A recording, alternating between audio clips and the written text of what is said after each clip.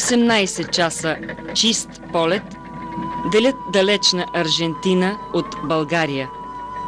Това разстояние с лекота, тръпка на очакване и огромно вълнение изминават една майка и нейната дъщеря, за да открият тук, в България, своите близки роднини, потомци на техните прародители, с които въпреки разстоянието ги свързва най-здравата връзка – общия корен, който за Фани и Камила води своето начало от врачанското село Попица.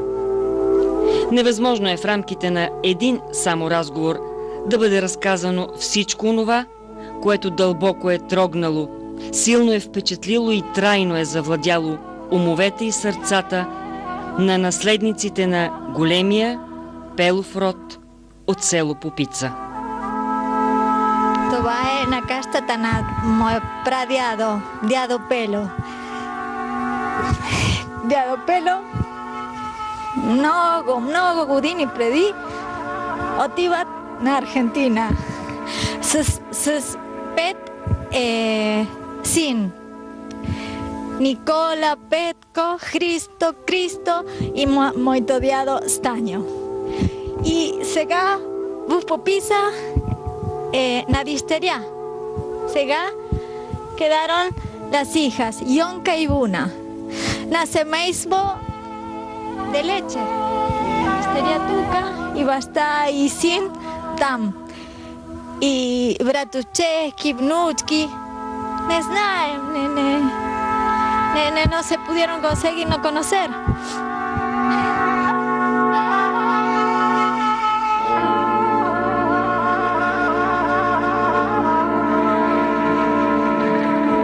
В 1935 година заминава нашия прадядо Пело Пелов, защото той е корена на Пеловия род.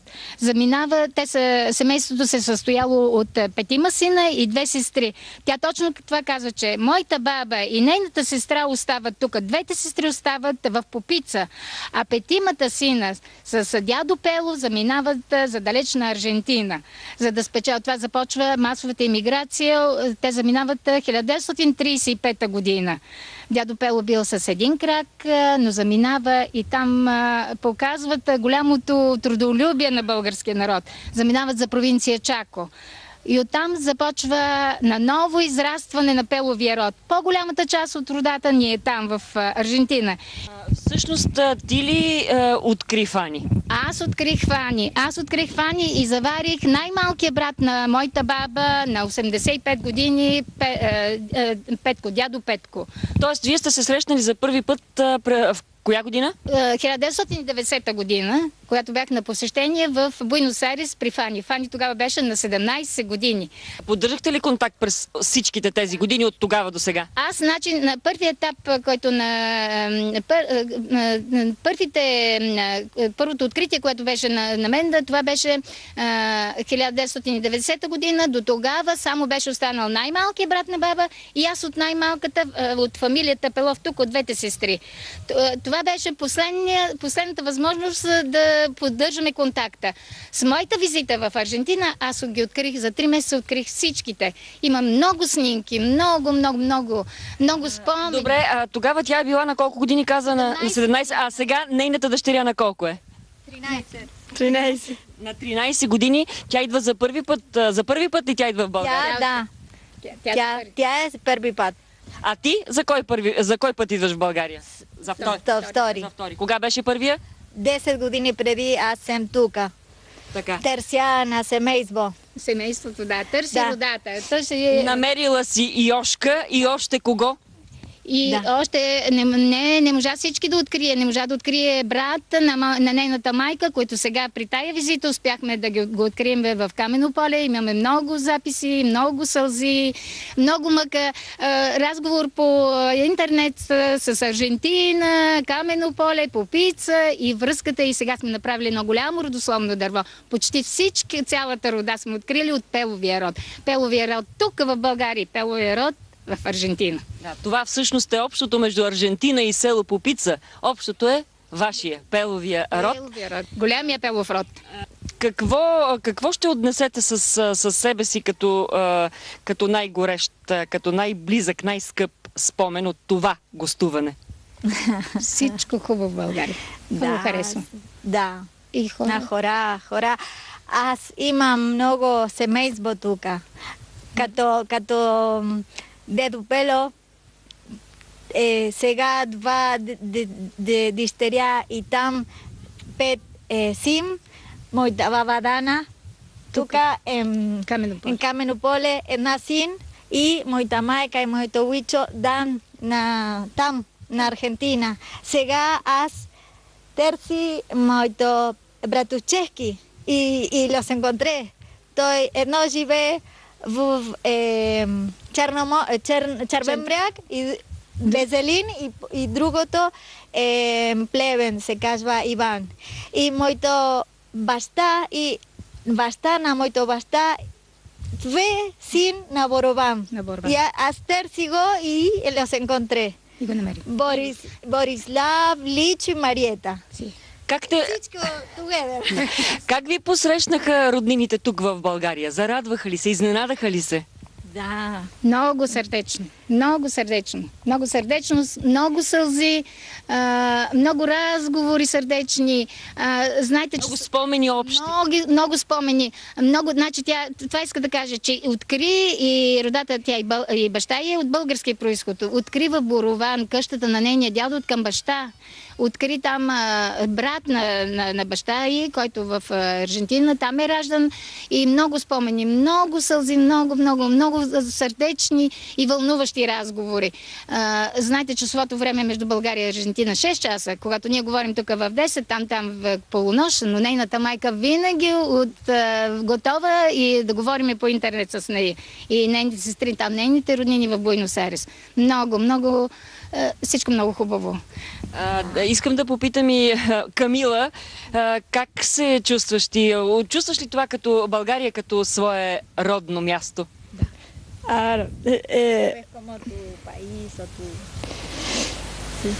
Да, es como mi... Claro. Кръвта ми е българска. Кръвта ми е българска и обичам. Но ме густа, Камила, муча ме густа България. Много ли са различни българите от аржентинците? Si te gusta mucho los búlgaros en Argentina. Да, много хубаво. Много е хубаво тя. Много е хубаво. Тя харесва всички българи, които са в Аржентина. И всички, и това е, когато казват Сангре де Булгаро, кръвта ни е българска. Когато обиколихме Черноморието, всички красоти на България, тя каза, най-много ми харесва Попица, Бяла Слатина, нашия район, тук вика кръвта на нашия род.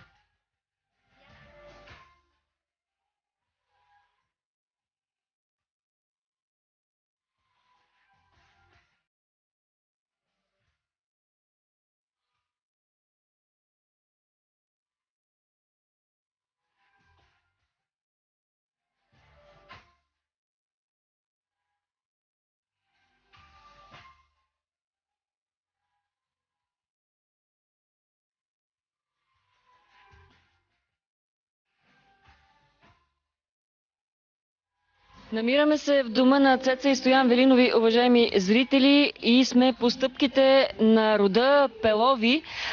Тези двама души имат спомени от фамилията, от рода.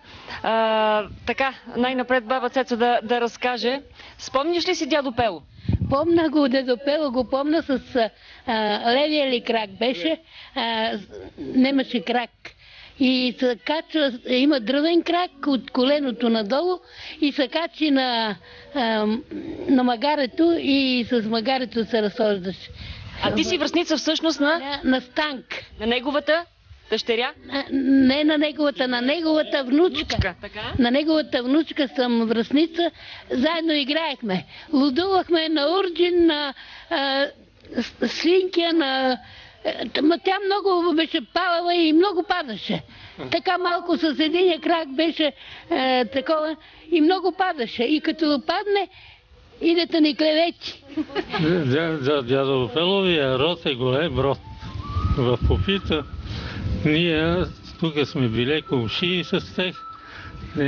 Един от синовете му, Ристо Пелов се казваше, той беше кут с единия стол сиромашкия и идваше при сина си, тук и снаха си, и внучката си Станка, и един младеж с него, Коци мисля, че се казваше, така ми е останало в паметта, червена шапчица, като студент.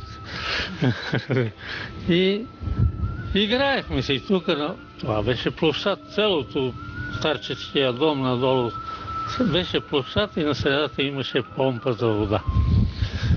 Ръчаща, ръчна помпа, с кутли, са си наливаха за стоката си хората. Че не всеки имаше геран. Това водопровод нямаше никога. Но дядо Пело съм го запомнил, идеално сега. Само дедо Станьо, на дърво на дедо Станьо, един син на дедо Пело, има 15. 50 смейво. На дърво. 50 хора. 50 хора само от единия дядо, само нейния дядо от Стаги, където. Само от един? От един. Да. А вие за втори път виждате Фани всъщност или за първи? Се срещате с Фани, с Камила. Изненада ли беше за вас това? Да, голяма. Като ни каза с нощи, като ни каза Йошка и ние и нощта и удара ни просто... Не можахте да спите спокойно? Не можахме да спим спокойно. И ударен викам, бре, па Йошка каза за 8:30, нема ги. И Стоян дожда, и вика, нема ли ги? Реко, бе, нема ги. Аз съм наглам Йошка, реко, каза в 8:30, ма я като съм неподвижна. Ще пожелавате на тези хора, които са дошли да търсят своите корени тук в България, в вашето село Попица? Пожелавам дълъг живот. Първо. И да са живи, здрави и весели. Да не са натъжени никога. И да идват всяка, поне през неколко, докато живеем и ние да ни видим пак, втори път да додат и да са видим. Леля Цеца, какво ще кажа за Станка? За Станка правя много поздрави. И що ме толкова и целувки, и що ме толкова жизнена, да продължава да играеше. Аз съм с 2 патерици, не може да хода въобще и съжалявам. Емоции, отново емоции. Фани, ти какво ще пожелаш на тези мили хора? Много здраве и късмет. Късмет са всичко.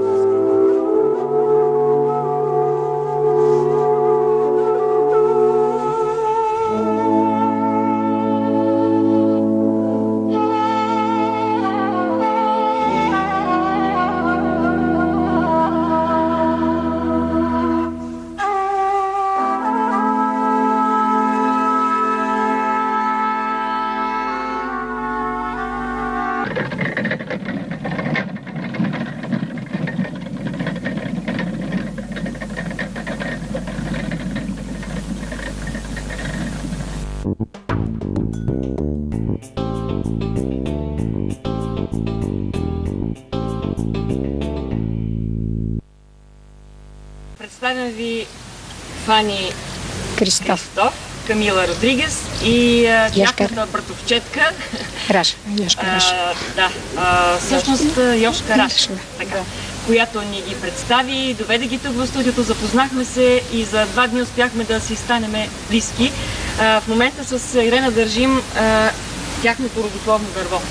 Или поне техния опит да направят такова, защото за такъв голям род с толкова много разклонение много трудно се прави такова нещо. Но все пак са успяли. Успяли са, да. Може би корените на дървото и да започнем с най-големия корен, основателя на вашия род. Кой е това? Дядо Пело. Дядо Пело. От него тръгва всичко. Да. Така. Дядо Пело е бил този, който заедно със своите 5 синове тръгва в далечната 1937 година за Аржентина и оставя тук другите си две деца, своите две дъщери. И нека да кажем, дават кораба в момента. Това е кораба, който се казва Нептуния. Така, и това е кораба, с който те са заминали за Аржентина. Да. Който ги откарва в далечната страна. Всички тези петима братя успяват да се установят там, успяват да се устроят по някакъв начин. Можеш ли да кажеш, Камила или Фани по-скоро, колко наброявате всъщност роднините в Аржентина? 111. Колко сте наброй? 111. 111 хора живеят в Аржентина. От този род? Да. От тези петима брати. Да. Така. А българите? Само 38. Защото се остават тук само две сестри. Голямата част от родата заминава заедно с дядото там. Там остават до последно и много голямо разклонение на родословното дърво е там вече. Всичките тези години поддържали ли сте връзка или сега това е срещата? О, не. 1990 година, когато пуснаха границите, първите дни на нашата демокрация, аз до последно си пишех като най-малката от Пеловия род в България, си пишех с дядо Петко, който там вече беше на 80, заминал тук в най-малкия беше, той първо заминава за Аржентина и там аз го откриха на 85 години. Посрещнаха ме много радушно и тогава това е Буенос Айрес, 1990 много имиграция. На един голям плакат написали с български букви "Добре дошла, Йошка". От едната страна, да, сина, първият най-големия син на дядо Пело, който знае български, застана от едната страна и неговия зет. И аз вече по плаката, така много, всички, повечето от емигрантите, така беше в летището на Буенос Айрес. Отивам и казвам: "Ти си Асен", така каза: "Ти си Йошка". И така започнахме после дългия преход до провинция Чако, където са по-голямата част за 3 месеца, аз тогава им гостувах 3 месеца, за 3 месеца открих всички, цялата рода, много снимки, видях те, че са по-добре и им казах, че пътеката, аз съм направила пътека, по тая пътека те може да идват в България. И след това започнаха техните виси. И след колко години вече Фани го прави? Не, още 92 година, тая най-отдолу на Ноеми дойде 92 година. Също ни гостува с жълтото там, най-открая. Да, Ноеми дойде. След това нейният баща беше по покана, той председател на българско дружество в Лас Брена. Започна голямата борба там за откриване на българско училище в Аржентина. Беше по покана на Петър Стоянов, на Рожен Асенсио. А когато го качихме на шипка, той направо с такова възхищение казва: "Аз съм българин и съм кръстен на български цар, казвам се Асен. Тук на шипка е супер." Сега започна там вечния огън, преди тая седмица се открива на шипка. Съжалявам, че просто те бяха на посещение при други свои роднини, не можахме и те да отидат там, но Фани е била на шипка. Камила не знае, може би при другите посещения ще й качим и нея на шипка. Но тяхната визита, обиколката в България започна с панорамата Плевен. Те могат да кажат какво видяха и колко са щастливи, че видяха такава хубава панорама за историята на България. От историята на България до историята на Попийца. Това е тяхната визита. Аз искам да разкажа, Камила, малко повече за българското дружество в Аржентина. Камила учи много български език после. И друго години ще говори тя. Ще говори тя, да. Най-мъдро. Добре, искаме само да ни разкажете малко повече за тази снимка. Няколко пъти я дадоха в кадър. Ето тази Мис България. Да, Мис България. Тя е моята братовчетка Лилиан Пелов. Тя е Мис Български. Кога? През коя година? Знаеш ли?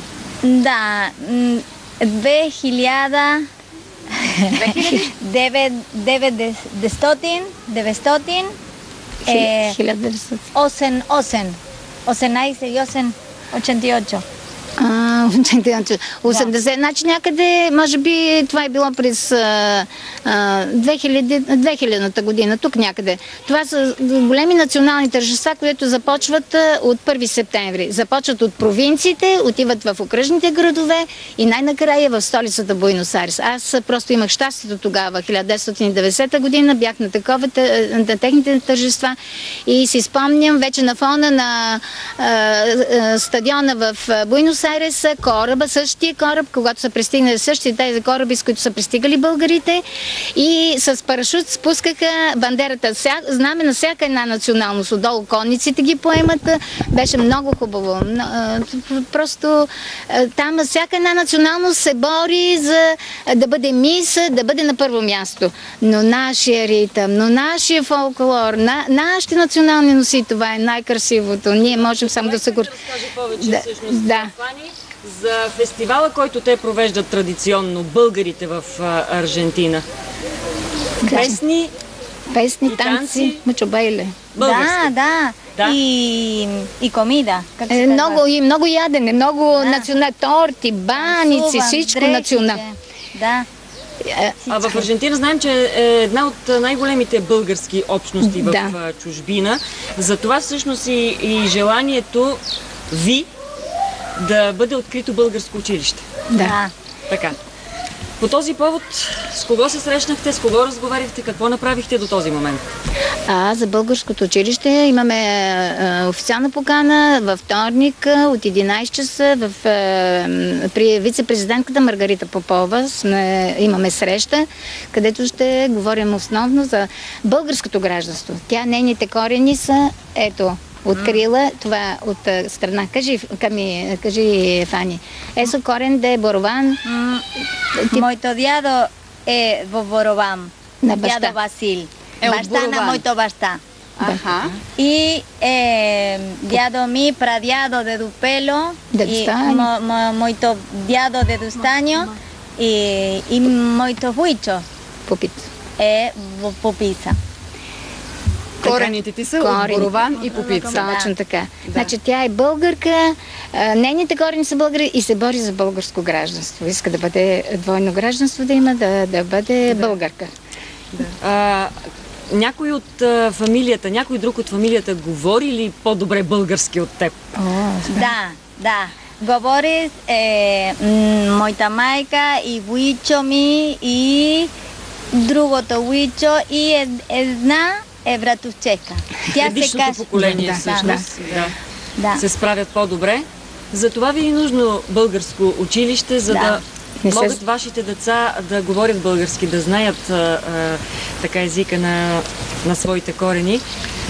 На плаката исках да попитам, не случайно, най-отгоре сте сложили мартеничката, розата и щъркела. Да. Аз искам да кажа на зрителите, че близо 2 часа двете, Фани и Камила, ни чакаха, за да снимаме това 10-минутно филмче, облечени в народни носии. Да. И така останаха и през целия ден. По-голямо доказателство за любовта към корена. Си мисля, че не е мартенички правите ли в Аржентина? Мартеници? Сега дай ми много мартеници. И аз отивам в Аргентина с много мартеници. И дай на братовчески, чичос и лелия. Е много трудно компrar. Няма такива празници. Няма такъв празник. Но пък вие ще разкажете за този празник български. Много ден. Всички български празници. Ще занесете и българската роза там. Мускалчета, мирис. Каза, че не е имало място баница да сложите снимка. Това ли е любимото ястие, което сте опитали тук? Аз знае, говориш баница, ютика, боб, сопа. На майка ми готвори повече. Готви повече. Майка много често готви и иска семена от киселек, лападец при срещата непрекъснато, когато говори с искам. Това, което в България, там нашите национално непременно Фани, киселек, лападец, чубрица, всичко в нейната малка градина, тя иска да има много български подправки, да не се забравя българското. А твоите роднини в Аржентина идват ли често в България? Не, само Ноеми, Ноеми, Асенсио и аз. И аз, но сега може би. Да. И сега, когато им занесеш диска с това, което сме снимали, ще има ли много ще плачете. развълнувани хора? О, Ще има ли емоции? може би на радост. те плаче. Но това са сълзи на радост. Да. Хубави сълзи. Да. Добре, освен в Борован и в Попица, къде на друго място посети ти свои роднини? Камено поле. Моята баба Дана е в Камено поле. Кажи за кесо. Кажи за кесо. Какво сирене приготвяше баба Дана в Аржентина? Разкажи. Как е? Моята баба готвя сирене. Много сирене и после тя Саламур. отива на Да спи. И аз включат и яден сирене. Много обича. И сега казва българското сирене. Вкуса същия като на баба на същото сирене, което те в Аржентина не могат точно този вкус, не могат да го добият, както е сиренето тук в България. Вкуса на баба Дана със сиренето. Камила държи пред себе си две снимки. Какво виждаме на тях? Ето на тази камера може да покажеш. Твоята любима снимка. Кой е това? Те не съм. Аз И Дария. и Дария. А Дария е какво? Това е Най-малката от рода Пелови. На 11 месеца в момента. Къде живее тя? Тя е в Ботевград. Но тя е много щастлива. Тая слънчева усмивка и Камила с нейната слънчева усмивка, тя е най-малката сега в момента от Буйнос, и Камила и Дария от Попица. Те братовчетки ли се падат? Да, те са продължители на рода. Тя е моя внучка и така са продължители. Добре, другата снимка? Ето също. Да, ето към камерата. Много хубаво. Много са слънчеви. Много са слънчеви и двете. Да. И последната снимка много също. Красиво, Също, много да. усмивки виждаме. Да. Задръж така. Чудесно. Много е. Много е, listo. Камила обича мегуста Дария. Da, es ¿cómo digo? Jugada y como- Сладка. И сладка. И дулсе. Da. И дулсе. На Камила какво най-много й хареса в България? Имаше ли възможност да контактува със свои връстници? Tenemos amigos de Facebook. Има. Con el que me iba a ayudar, Sí, y los primos de Charro Embriac. sí. Нейните роднини, които са от родословното дърво, пък от другата страна, защото тя откри синовете на брат на нейната майка от Камено поле. Да. И те също бяха много развълнени, много сълзи снимки. Тя показва снимки от Аржентина. Те тук, където през този период са си писали много срещи, пълни с много емоции. И плача на сълзи на радост. След толкова години, все пак, тя преди 10 години, когато ида, не можахме да открием на Стойко. А Стойко е звездата на баба Дана. Защото на нейната баба, защото тя заминава за Аржентина и той остава в България. И тя, когато остава там последните дни, казала, аз се умирам тук в Аржентина по мъката на Стойко. И сега тя е в родословното дърво, така го е заглавил Стойко, звездата на баба Дана. И са много щастливи, защото откри неговите синове вече, неговите внуци. И вече е лесно да се поддържа връзка. Да, има интернет, има всичко различни са начини. Фейсбук. Връзката вече е установена, Да. което е много хубаво. Така... Много мил и затрогващ разговор, много и той може да продължи много дълго, за съжаление, обаче не разполагаме с такова време. Късно се открихме. Да, така е. Но въпреки това аз ви благодаря така, че откликнахте на нашата покана, дойдохте, поговорихме. Надявам се, че ще занесат хубави спомени от... Около 2000 снимки. Около 2000 снимки. Да. Тя посети много видяхме посетихме и Варна, Албена, и други още наши роднини, Бургас, Несебър, Съевата дупка, сталактити, сталакмити. Да, и всеки се е постарал да й покаже най-хубавото, най-доброто от нашата България, така че ще Добрич, там също на наши братовчети. Главно на мястото свързано с нашата рода. И всички много щастливи. Пътеката е проправена. Аз им казах още преди, че пътеката съм направила. Ти си я проправила натам. Ето сега хубаво е, че те идват насам и лека по лека пътеката се разклонява. Точно така. И Фани обещава. Тя казва, че ще дойде друг сезон. Сега защото там нямат зима. Ето, зимата е чудесен повод. Също бяла. Сега. Тя иска зима, я искам пролет или есен. Пролет или есен? Не, лято е много топло. Много е топло. Ами, идвате и оставате цяла година, за да опитате от всичко. Всички сезони. Може. И кажи, от всичко, където видя в България най-много Попица. Най-хубавото място на света кое е? Попица. Хубаво. Много хубаво. Много и обича Попица. Обича. Кога си заминавате? Кога пътувате обратно? На 22. 3 часа. Вече. Август. Сега. 3 дена. Още 3 дена. Ще ви бъде ли мъчно? Много сълзи. Много ще плачеме. И ние, и те. Много ще плачат. Последната среща ще бъде във вторник, каза. Прощалната вечер. На понеделник от 7 часа ще събираме всички близки, роднини, познати. Като фиеста, там казва така фиеста. Накрая хоро ще играе. Хоро ще има на тази фиеста. Сега. Научи ли се да играеш хоро? Можеш ли? Да.